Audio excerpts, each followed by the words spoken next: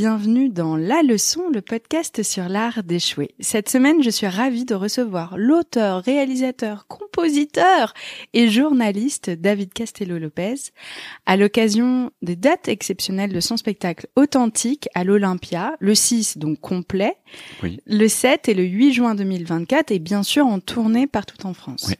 Dans Authentique, à chaque fois que je dis authentique, mon ex était marseillais, j'ai envie de dire authentique. Authentique. Voilà. Ouais. Ça y est, c'est bon. Je l'ai évacué. Dans Authentique, on retrouve son humour avec des questionnements qui n'ont l'air de rien, qui amènent pourtant forcément la réflexion sur quelque chose de très profond. Je cite, « Il y a des gens qui semblent tout de suite sincères et d'autres qui ont l'air de mentir en permanence, même quand ils ne disent rien. Mais alors pourquoi ? D'où ça vient ? Qu'est-ce que les vrais gens ont de plus que vous ? Je vais vous dire. Mais on peut aussi être beaucoup plus succinct et énigmatique et dire juste vous aimez la vérité ? Vous aimerez ce spectacle. Hello David. Bonjour Pauline. Alors je me permets un petit disclaimer avant de commencer. Ouais. J'ai fait une insomnie cette nuit jusqu'à je pense 5h du mat, tu vois. Ah oui. Donc j'ai la sensation d'être un peu bourrée. Tu vas être extrêmement drôle, tu l'es toujours, mais je pense qu'on atteindra un plafond où je rirai même de phrases qui ne sont pas censées être drôles. Donc je te prie de m'excuser. Oui. Je sais que ton temps est précieux. Il y a pas de problème. Mais dis-moi, il est pas si tard là, on est le matin et t'as pas dormi jusqu'à 5h du matin, tu dois être un peu. Ah, je suis mais et puis j'étais dans mon lit tu vois, j'étais sage. Oui. Mais c'est comme tu dis, c'est pas désagréable en fait des fois. En fait, il y a des fois c'est désagréable d'être fatigué, il y a des moments où c'est comme une sorte de petite ivresse sympa. Donc c'est cool en fait là. Mais là j'ai trop peur parce qu'il est 11h21 mais j'ai l'impression qu'à 12h30 c'est la fin de ma journée. Tu vois. Je continuerai à parler tout seul. Si tu t'endors. Alors ensemble on va parler de ta période post-bac. Oui. Avant de devenir journaliste, tu as eu un parcours un peu sinueux, l'âge où on a terriblement de savoir là où on va, où on se connaît pas encore vraiment du tout. Oui. Toi, t'étais en train de nager un petit peu sans savoir où aller, quoi. En fait, je pense que le début de ce moment d'échec, c'est le bac. Où j'étais dans un bon lycée et j'avais en plus un groupe d'amis qui étaient bons élèves, genre des gens qui sont devenus ensuite normaliens. Où il y avait aussi. On les aime pas ces gens-là. On les aime pas ces gens-là. Il y avait aussi celui qui est maintenant ministre des Transports, Clément Beaune. Il est drôle. Clément Beaune, c'était mon meilleur ami. Et autant vous dire que Clément Beaune, il a eu mention très bien. Voilà. Et moi, j'étais là et dans mon groupe d'amis. J'ai été le seul à ne pas avoir au moins la mention bien. J'ai eu mention assez bien et c'est premièrement que j'ai vécu ça vraiment comme un petit d'autant plus que autour de moi et en particulier mon père, il remuait un peu le couteau dans ma plaie. Il m'a dit tiens, t'es le seul à pas avoir c'est marrant et moi je faisais ouais, c'est marrant ouais. Tu viens d'une famille où on a fait des études ? Je viens d'une famille où on a fait des études. Il y avait pas de. Alors mon père, il avait fait ses études au Portugal, donc il y avait pas de mention vraiment au bac, en tout cas pas qui m'ait dit. Ça me plaît bien le Portugal. Voilà, c'est pas mal. Je devrais aller m'y installer. En tout cas, il avait eu son bac. Ma mère avait été relativement bonne élève et surtout j'avais une sœur qui était meilleure élève que moi, qui avait eu elle mention bien. En plus, à un moment où c'était plus dur de les avoir les mentions. Donc voilà, donc j'étais un petit peu. C'était un petit peu déjà un échec. Et ensuite, juste après, tous mes amis proches, ils ont fait des prépas, des Hippocagnes, des prépas HEC, des maths sup, etc. Et moi, pas. Et j'ai vu et là voilà, là il y a eu une sorte de petit divorce parce que jusqu'à présent disons j'étais bon élève au collège, bon élève au lycée et là j'ai vu il y a une cohorte de gens qui foncent vers le succès beaucoup plus vite que moi. Voilà. Toi tu prends le bus. Et moi je prends le bus et donc j'ai été dès ce moment-là un tout petit peu complexé par ça parce que j'étais dans un environnement où c'était un peu la norme de faire des trucs prestigieux et moi j'ai fait des études d'histoire beaucoup trop longues et en plus à la fac à la fac j'étais j'étais à la Sorbonne et j'ai fait. Oh bah c'est beau gosse la Sorbonne quand même. C'est pas sélectif la Sorbonne, hein. C'est sélectif à partir de la maîtrise quoi, de 4. Enfin, il y a plus de maîtrise maintenant, ça n'existe plus, mais c'est pour les. Est-ce que t'as vu à ma tête l'encéphalogramme plat? Voilà, c'est quoi la maîtrise jusqu'en le 2000. master, Ouais, en fait, avant il y avait 2 ans après le bac, c'était un DUG. Ensuite 3 ans, c'était une licence, ça c'était toujours le cas. Ouais. Ensuite, il y avait une maîtrise, c'était 4 ans. Okay. Et il y avait ensuite le DEA, qui correspond aujourd'hui au master, et c'était 5 ans. Okay. Et il y avait DEA, c'était master 2 recherche, et DESS, c'était master 2 appliqué genre professionnel quoi. Okay, d'accord. Genre truc plus appliqué quoi. Et moi j'ai fait donc un DEA d'histoire. Donc j'ai fait des recherches en histoire pour commencer une thèse. Oh là là, mais je t'imaginais pas là-dedans. Ben ouais, je suis allé jusqu'à loin. Et pendant tout ce temps-là, surtout, je glandais beaucoup aussi. C'est-à-dire, je faisais un peu le strict minimum à la fac. Donc déjà que la fac, c'est quand même beaucoup moins exigeant que d'autres parcours. Et ben en plus, je travaillais pas beaucoup. J'avais un groupe de musique, j'avais les cheveux longs. Je faisais, trop cool. Voilà, cool, mais quand même, voilà, pas hyper études, pas hyper académique. Et ensuite, j'ai commencé à passer des concours que j'ai pendant vraiment un bon moment tous ratés.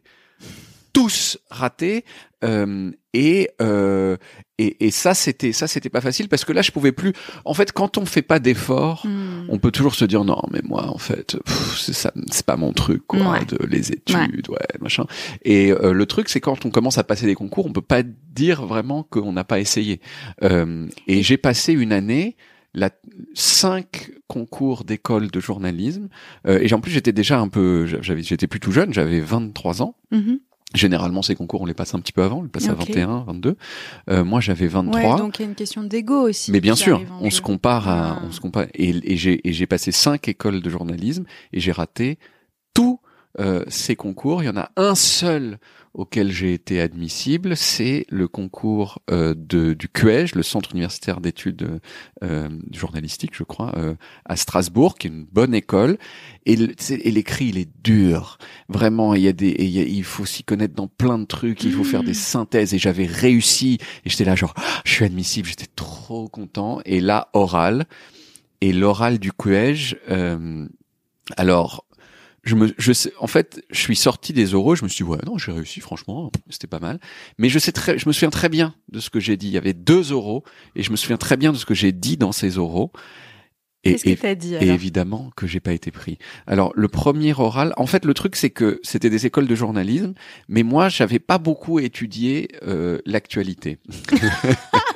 J'adore, c'est incroyable. Et voilà. Et j'avais pas beaucoup étudié l'actualité en me disant genre, mais de toute façon, est-ce que c'est vraiment ça l'important? On dirait un mec qui nana largue après des années à lui dire ce qui va pas et qui dit, elle m'a largué du jour au lendemain. Exactement. C'est pareil. J'avais étudié un peu l'actualité, mais en fait, j'avais pas compris que vraiment une des clés des écoles de journalisme, c'est juste de tabasser l'actualité. C'est-à-dire, on s'en fiche que tu sois créatif un petit peu. Ça peut être un plus, mais c'est pas le truc fondamental. Et évidemment, et parce que il faut juste réfléchir un tout petit peu. Ces écoles de journalisme, elles veulent avoir des étudiants qui ensuite, quand ils rentrent sur le marché du travail, ils sont immédiatement opérationnels dans des rédactions qui bâtonnent de l'actualité à fond. Ouais. Donc, évidemment, ce qu'elles veulent, la plus grosse preuve qu'un quelqu'un va pouvoir réussir dans ces trucs-là, c'est qu'il soit super fort en actualité. Et puis dans ces écoles-là, c'est souvent, bon, ça change un peu, mais c'était vraiment l'élite. Oui. La partie actu, aujourd'hui, on voit très bien qu'il y a beaucoup de créations diverses et variées, qu'on teste différents formats. Oui. C'était pas le cas. C'était beaucoup moins le cas, et surtout, en fait, le truc, c'est que bien sûr, c'est super d'être un peu créatif, un petit peu à côté du truc, mais par rapport au nombre de gens qui se disent comme ça, le nombre de gens qui vont pouvoir effectivement intégrer des rédactions en étant comme ça, c'est très peu. Donc voilà, et je me souviens que en fait j'ai dû apparaître comme un espèce de gros dandy de merde. Ah ouais. Genre et vous, qu'est-ce que vous faites? Moi, je m'intéresse à la photo et je prends des photos de ci, de ça, d'accord. Et quel est le ministre des Transports? ouais, je sais pas. Quand ce sera mon pote, je saurai. Ouais, quand je serai mon pote, c'était Dominique Perben à l'époque. Du coup, ça t'a marqué. Je m'en suis Ah bah oui. parce que je l'avais su un peu pendant la révision, mais j'ai oublié. Et le deuxième, c'était un truc plus libre, mais je me souviens que j'ai été complètement à côté de la plaque. On m'a demandé de décrire, comme j'étais portugais, on m'a demandé de décrire un quartier de Lisbonne qui s'appelle le Bairro Alto. C'était censé être un truc un peu créatif. Hyper intéressant. Voilà. Et en fait, le truc, c'est que j'ai pas compris qu'il voulait c'était évident en plus, mais il voulait des images, il voulait que je fasse une description vivante, que je pense qu'en plus j'aurais pas été complètement incapable de faire. Et moi je me suis dit, voilà, je vais dire un truc intelligent. Et j'ai dit un truc sans doute un truc un peu précis sur Lisbonne et un peu intelligent. J'ai dit ce qui est fou à Lisbonne, c'est que les loyers sont bloqués. Donc en fait, en plein centre, dans des immeubles du XVIIIe siècle, il y a encore des classes populaires qui arrivent. Mais c'est hyper intéressant. C'est hyper intéressant. Mais c'est pas ça qu'on m'a demandé. Ah putain, ouais. Et c'est un hors sujet. Moi, en fait. je suis gentille, tu vois. Moi, je suis là. C'est bien. C'est bien aussi. Et on m'a dit. Et on m'a dit, mais non, mais là, je vois rien, là. Et là, je fais, oui, je sais pas, le Bairro Alto, ouais, des rues comme ça. Mais on voyait que y avait un petit dédain pour la question dans ce que je disais. Et évidemment, je n'ai pas été pris au piège et j'en ai pleuré. Quoi. Oh oui, je comprends. J'en ai pleuré. Je comprends, et voilà. Parce que tu l'espérais aussi. Tu avais passé cette première étape, celle que tu n'avais pas eue ailleurs. Tu t'étais dit, OK, je reprends confiance en moi. Exactement. Ce qui fait ma force, c'est mon look de rocker. On ne va pas se mentir. Je pense qu'ils seront séduits par mes cheveux longs. Voilà. J'avais plus les cheveux longs à l'époque, mais il y avait une sorte de dandisme. Bah voilà, on l'a la leçon. Et c'est ça c'était ça le problème. Et genre, donc j'ai pas été pris. Qu'est-ce que tu te dis à ce moment-là? Parce que j'imagine que tes potes commencent à rentrer sur le marché du travail. Tes copains qui étaient brillants. Alors peut-être que certains, quand t'as fait normal, tu t'adores les études. Oui. Et donc tu continues parce que tu te dis vraiment finalement 17 ans de thèse, ce n'était pas assez. Mais tu vois quand même que leur vie, elle arrive, quoi. Tout à fait. Alors, je l'ai surtout très fort vécu, ça, l'année suivante, parce que l'année suivante, j'ai repassé que 2 écoles de journalisme et j'en ai eu une qui s'appelle l'Institut français de presse à Paris, qui est avec un concours aussi. Mais c'est vachement bien, c'est la meilleure. Non, c'était pas la meilleure. La meilleure, Lille. c'est Lille et c'est le CFJ. Non, elle est bonne, mais c'est pas une des meilleures. C'est une, disons, c'est une des 10 meilleures. C'est ce que ça s'appelle une école reconnue par la profession. Reconnue par la profession, c'est pas un truc vaporeux, c'est un truc officiel, c'est-à-dire que il y a eu une sorte d'organisme qui s'est réuni et qui a dit celle-là, elle est bien. Ouais, puis les journalistes, ils déconnent pas. Ouais, voilà. Et ça donne un certain nombre d'avantages ensuite. Il y a qu'un an à faire pour avoir la carte de presse au lieu de 2, etc. Et donc, j'ai eu ce concours. Et ensuite, quand je suis rentré, j'étais un des plus vieux de la promo parce que j'avais 25 ans. Le problème, ça a surtout été quand je suis arrivé à l'école de journalisme. J'avais 25 ans. Et là, il y a un certain nombre de gens qui m'aimaient pas, en fait. Alors, en fait, c'est si je refais le truc, je pense que il y avait vraiment, on m'aimait pas. On m'aimait pas parce que j'avais encore ce petit truc un peu dandy. Je réussissais beaucoup mieux que la plupart des gens. J'étais un bon élève, disons, mais je travaillais pas trop, mais peut-être aussi parce que j'avais 25 ans et que les autres, ils en avaient 21, 22, 23. Moi, j'étais un des plus vieux de la classe. J'étais pas le plus vieux, c'était important pour moi, mais j'étais un des plus vieux de la classe.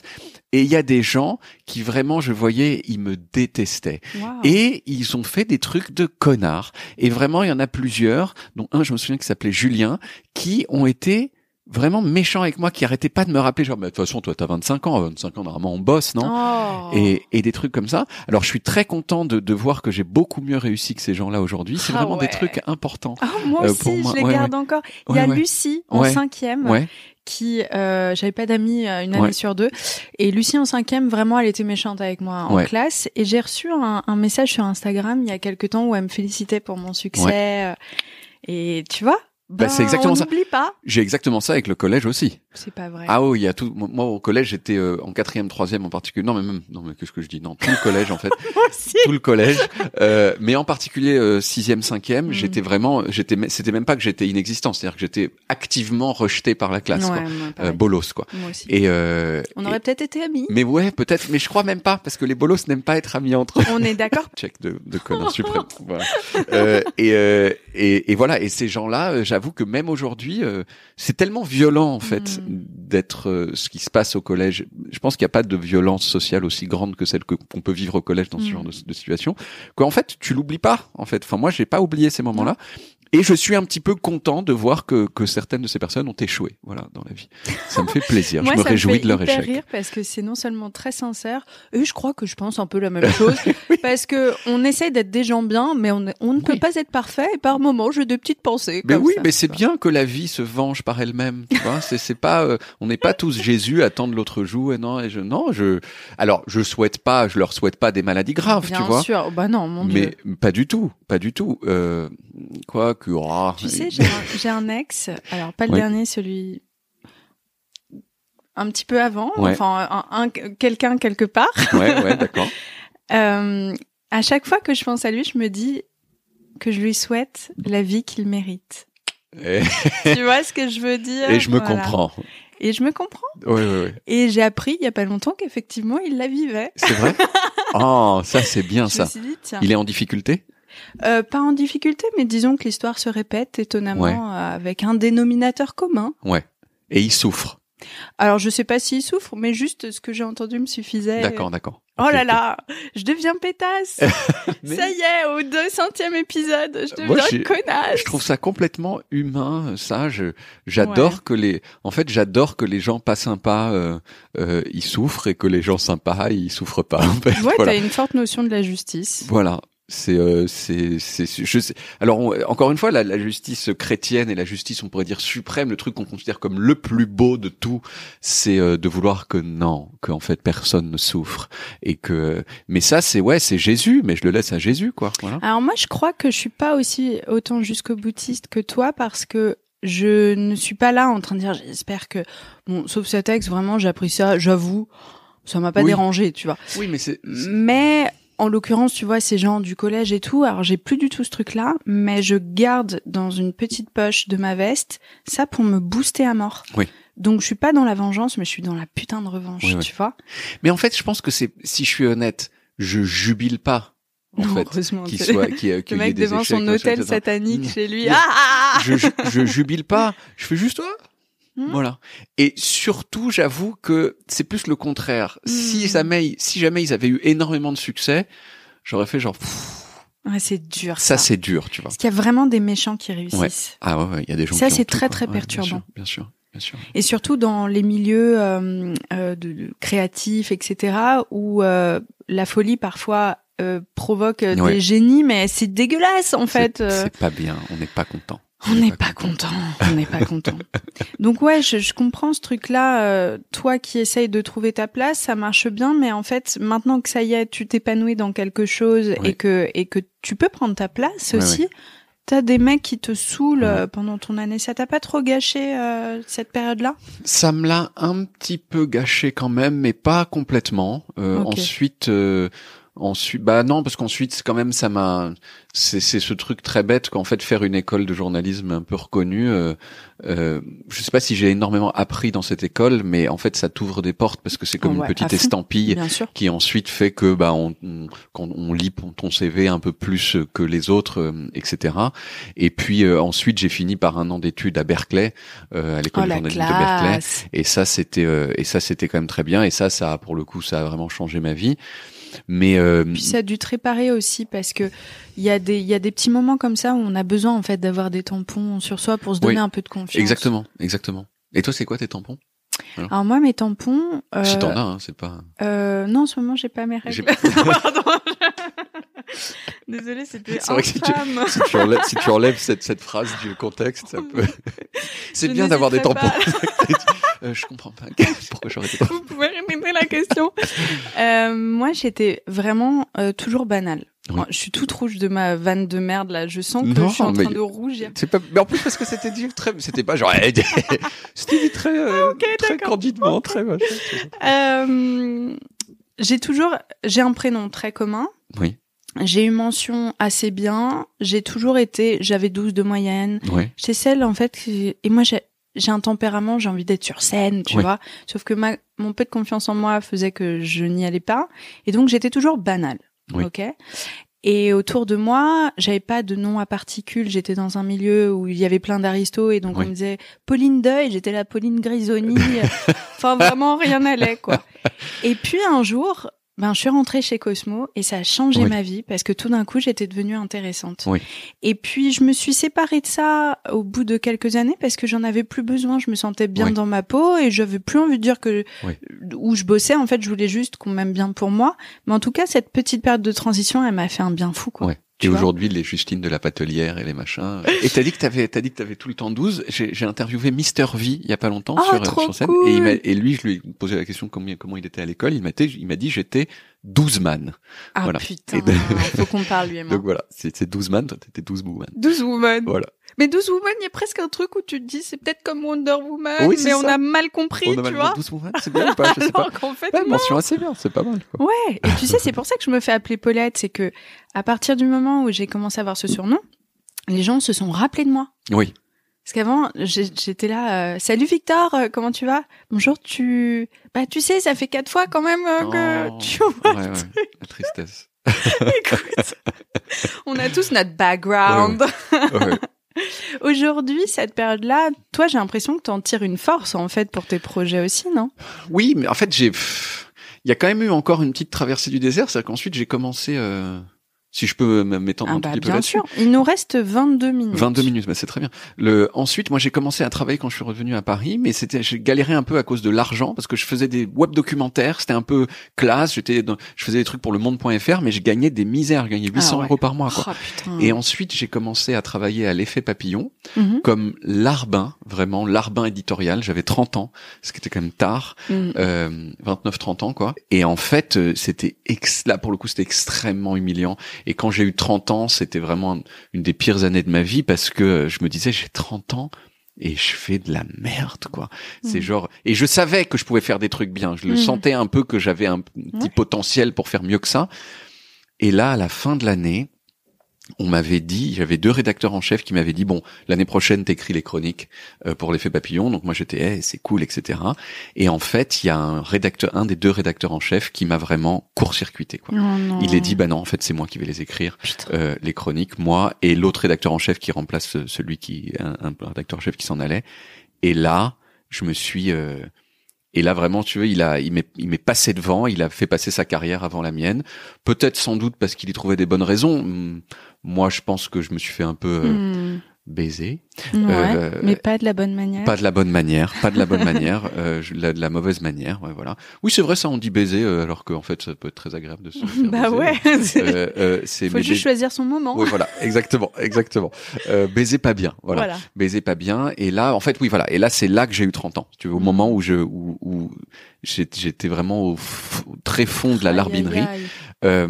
Et ça a été un des trucs qui m'a rendu vraiment les plus amers de toute ma vie. Je me suis dit, bon, en fait, voilà. En fait, j'arriverai jamais à rien. Personne ne veut que je fasse quoi que ce soit. Mais là, c'est pour ça que je rebondis sur ce que tu dis sur comment tu le vois aujourd'hui. Ce moment de tréfonds où genre je me suis dit vraiment je suis une grosse merde. J'avais honte de dire ce que je faisais. Je me sentais petit. Oh là là, et là vraiment j'ai fait vas-y je vais tous vous niquer. Et ça a vraiment je pense fait sortir une envie de réussir beaucoup plus forte que celle que j'avais avant. Et cette année-là, j'ai en plus de mon travail à l'Effet Papillon de Larbin, j'ai fait un truc pour le monde.fr. Je me suis sorti vraiment j'allais dire les doigts du cul, mais j'aime pas du tout cette expression, mais du coup je sais pas, sortir les doigts du cul. L'image est tellement c'est pas ouf. Tu vois, c'est pas hygiénique. Visualise-toi vraiment le truc et rien n'est bien dans cette image. Donc c'est pas bien, j'aime pas. Tu t'es motivé. Je me suis motivé vraiment. Et moi, je faisais jusqu'à présent, j'avais fait un peu de data journalisme, c'est-à-dire que j'avais fait principalement une d'ailleurs, pour le monde.fr, une visualisation de données sur le chômage avec des chiffres et tout. Et alors, il y avait des gens qui en avaient parlé, c'était un petit peu innovant tout ça, c'était interactif tout ça. Mais le truc, c'est que tout le monde s'en foutait, à part les gens qui étaient un peu geeks sur Internet. Et moi, je me suis dit, putain, j'ai envie de faire des trucs où j'explique, des vidéos où j'explique des choses un peu compliquées, mais où je mets des données à l'intérieur, mais je raconte une histoire. Et j'ai appelé un ami à moi qui s'appelle Léonard Cohen, qui était avec moi au lycée, comme le chanteur, mais c'est pas le même. Je lui ai dit, ça dit de faire ça avec moi. Et j'ai proposé ça au monde.fr. Et on a fait un truc qui s'appelait la parabole des Tuileries et qui expliquait des principes économiques un peu compliqués qui sont liés à la justification de pourquoi est-ce qu'on subventionne la culture, pourquoi est-ce qu'on donne plein d'argent à la culture. Hyper stimulant mentalement en plus. Mais d'un point de vue économique, c'était genre dire quels sont les principes économiques qui justifient qu'on donne de l'argent public à la culture.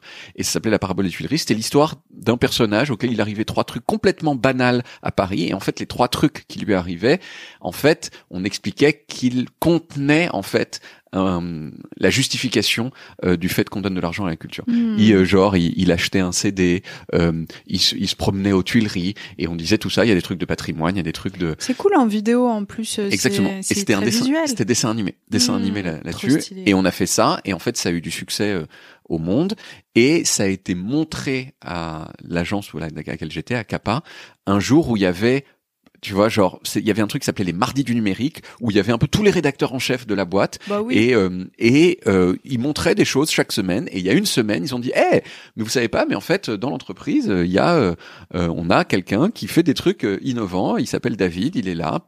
J'étais complètement transparent jusqu'à présent. Et là, ils montrent le truc. Et là, il y avait juste avant, il y avait une fille de France 2 qui était venue et qui avait fait des trucs et les gens, ils avaient trouvé ça un peu chiant. Et juste après, ils ont montré le truc là. On est désolé pour elle, mais ça servait ton propos. Ouais, exactement. Je me souviens très bien de comment elle s'appelle. Tu vas pas balancer.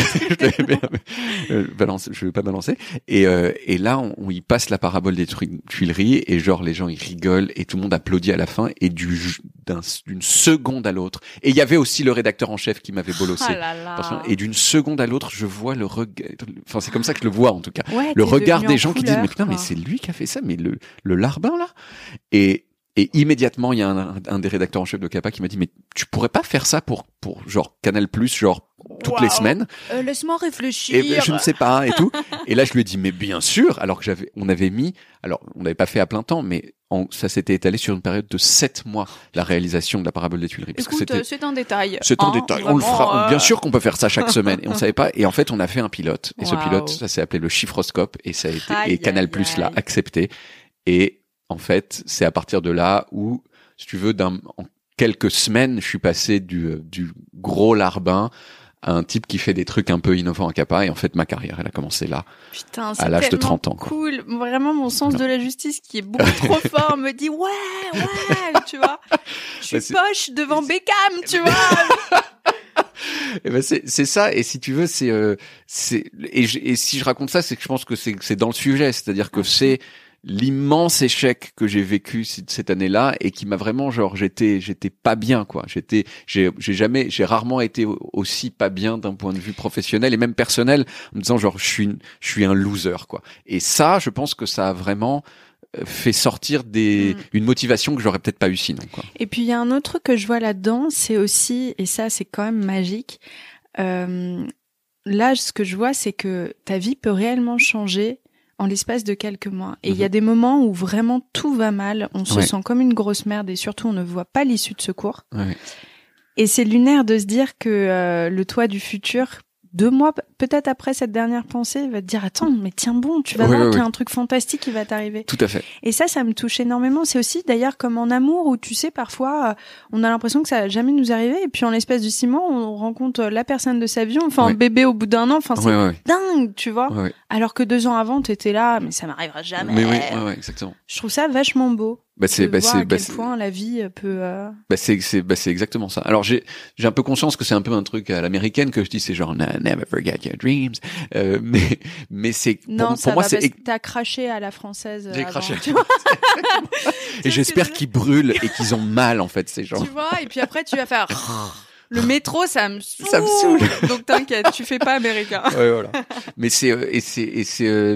enfin, en fait, vraiment, c'est comme ça que je l'ai vécu, quoi. C'est vraiment ce truc de.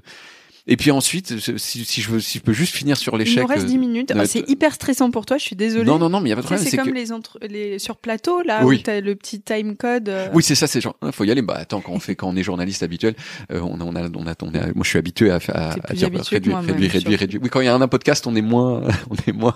C'est juste qu'on a apparemment un Dej Pro tous les deux, et tout à l'heure, je me suis dit, mais si ça se trouve, on va au même Dej Pro.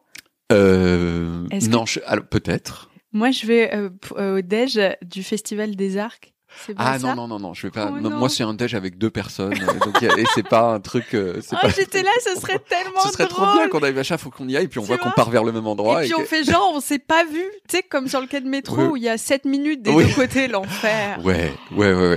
Quand tu croises un collègue de travail, tu fais ah non, il faut vraiment. En fait, je préfère qu'il voit que je fais semblant de pas le voir plutôt que de passer 8 minutes avec lui, quoi. Voilà.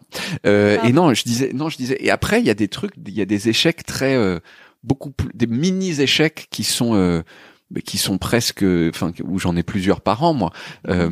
Mais qui sont du même genre que ce que je dis, c'est-à-dire que moi, quand je fais des vidéos, il y a toujours un moment où je fais putain, c'est de la merde. En fait, c'est de la grosse merde. En fait, j'ai eu de la chance jusqu'à présent, mais en fait, je suis incapable. Là, voilà, j'ai atteint mes limites. Je suis sur le déclin. C'est de la merde. Ça me fait du bien que tu dises ça parce qu'il y a des moments où moi aussi je me le dis et je me dis un mec qui cartonne comme toi qui continue de se le dire. Mais c'est le truc, c'est que je pense que j'ai raison quand je dis que c'est de la merde. C'est qu'il y a un moment où c'est dans le processus créatif, tu vois, où genre tu fais genre en fait tu commences toujours par dire en fait cette idée elle va être charmée, puis de toute façon franchement mes vidéos d'avant elles étaient charmées, ça va être charmé, machin, etc. Voilà, comme ça. Et là tu commences et tu fais un premier montage et tu fais oh non c'est de la merde, mais comment j'ai pu penser que j'étais fort. Et le truc c'est que donc en fait c'est raté. Et puis tu bosses en fait et tu fais attends je vais faire une V2, je vais enlever ça machin, tu laisses passer 2 jours, tu reviens, tu dis attends si j'enlève ça machin, mais non, c'est cette phrase là qu'il faut dire plutôt que celle-ci. Et petit à petit t'améliores et c'est vraiment ce processus en fait que je sais pas qui a dit je sais pas qui c'est qui a dit cette phrase, mais elle m'a beaucoup marqué parce qu'en fait pour moi c'est exactement ça le processus créatif, c'est essayer, rater, essayer encore, rater mieux. Et je pense que quand je fais des vidéos, quand je fais des trucs un peu créatifs, c'est toujours ce truc-là. Mais il y a toujours un moment, en fait, où je suis une merde. Et qui est en fait un échec, parce que je pensais faire un strike du premier coup. Ouais. Et en fait, c'est jamais un strike du premier coup. Jamais. 0 fois. C'est-à-dire que il y a toujours, et je me dis, bien, il y a un moment où ça va, non, jamais. Il y a toujours un moment où je fais, putain, je pensais que ça allait être bien, et c'est de la merde, et je suis une merde. Voilà. C'est tellement épuisant. Et en fait, et les gens autour de moi, tu vois, et genre, j'ai un caméraman qui on discute beaucoup quand je suis en train de faire des épisodes, et il me dit ouais, enfin bon, c'est comme d'habitude, et après tu vas dire que c'est super, et il comprend pas que c'est pas comme d'habitude, mais que je le pense réellement, et que c'est aussi la vérité. C'est pas parce que t'as fait 5 ou 6 ou 10 ou 30 vidéos très bien. Le problème quand on fait une 31e, il est exactement le même qu'à la première. C'est juste encore plus dur parce que t'as pas le droit de te répéter. T'as pas le droit de refaire une blague que t'as déjà faite. Il faut que tu trouves des trucs nouveaux. Donc en fait, t'es sur une ardoise blanche et tu souffres ta mère et tu fais de la merde. Et jusqu'à présent, en fait, je me dis bon, j'ai réussi que le produit final, le truc final que je sors, je considère que c'est pas mal, que ce soit pas de la merde. Je confirme. Mais la fois d'après, la prochaine fois, je suis pas sûr. Là, je dois faire une vidéo à la fin de l'année pour la Suisse encore. J'ai aucune certitude que ça va pas être de la merde. Sincèrement, tu vois. Le ventre serré pour toi, alors que c'est même pas moi qui vais avoir l'argent sur mon compte au final. Mais là, j'ai la boule au ventre, je comprends tellement ce que tu veux dire et c'est fou de se dire ça et je me dis qu'en plus, alors c'est génial, hein, tout ce succès-là, t'as beaucoup de followers et tout, mais du coup, je suis sûre que toi, tu dois être dans l'optique, je peux pas les décevoir mais tout. Évidemment. Mais ça, c'est aussi un truc, mais ça, c'est assez banal de dire ça, mais c'est genre pendant la première année et demie où je faisais Depuis quand sur Canal+, personne regardait. Tout le monde s'en foutait. En fait, vraiment, c'était dans une émission que personne regardait. C'était pas mis sur les réseaux sociaux, donc vaguement des petits bouts, donc personne ne savait ce que c'était. Et puis, et pendant tout ce moment-là, il y avait une sorte de liberté, c'est-à-dire de toute façon, personne regarde. Donc et ensuite, j'ai commencé à avoir des gens qui me suivaient. Et là, tu fais genre, wow, en fait, il faut qu'il... Et là, tu sais, il y a des fois où tu tapes des commentaires genre, ouais, un petit peu moins bien cet épisode. Et là, tu fais, aïe, la vache, je te connais pas. Et je sais qu'il y a d'autres gens qui ont dit qu'il était super, mais juste, ça fait tellement mal.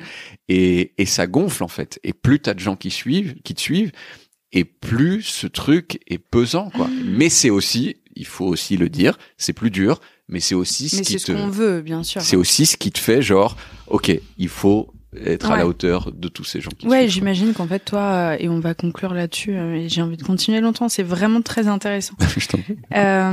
J'imagine que toi, tu carbures à ça. Ouais. Tout au long de ton parcours, ça a été ton carburant, quoi. Ça a été mon carburant. J'aurais préféré, enfin, c'est pas que je pense que j'aurais préféré que ce soit différent, hein. J'aurais préféré, que ce soit que tu vois, des gros succès les uns après les autres et que tout me sorte facilement comme ça et que j'aurais préféré. Il n'empêche que ça n'a pas été le cas et que finalement je suis arrivé à faire des choses dans ma vie. Donc c'était peut-être pas une si mauvaise. En tout cas, ce chemin qui a été le mien, il a mené à des trucs qui aujourd'hui me plaisent. Donc, et franchement, il est hyper intéressant ce chemin parce que moi aussi j'ai le fantasme. J'aurais adoré être découverte chez McDo à 16 ans et devenir, nominée au César dans la catégorie révélation. Ouais. Ça ne s'est pas passé comme ça. Mais honnêtement, ton chemin, il est passionnant parce que putain, t'en as traversé des trucs de dingue que t'aurais jamais traversé sinon et c'est hyper intéressant. Et puis d'ailleurs, c'est grâce à ça que tu es dans le podcast La Leçon. Donc, je pars en vrille, t'as vu c'est un aboutissement. Le manque de sommeil. C'est terrible, c'est un fléau. Merci beaucoup David, c'était hyper intéressant. Merci pour ton honnêteté, j'adore, je trouve ça trop cool. Merci à toi. C'est à la fois déculpabilisant, et puis on peut se reconnaître, et puis ça donne grave de la force que t'as raconté, donc trop cool. On pourra faire un épisode 2 sur les râteaux amoureux aussi. Moi je suis chaude parce que j'en ai aussi, hein. Je me rappelle Stéphane, en seconde, qui m'a dit « Non, parce qu'elle est moche ». Voilà. Oh non, c'est horrible pour terminer. C'est horrible, c'est horrible.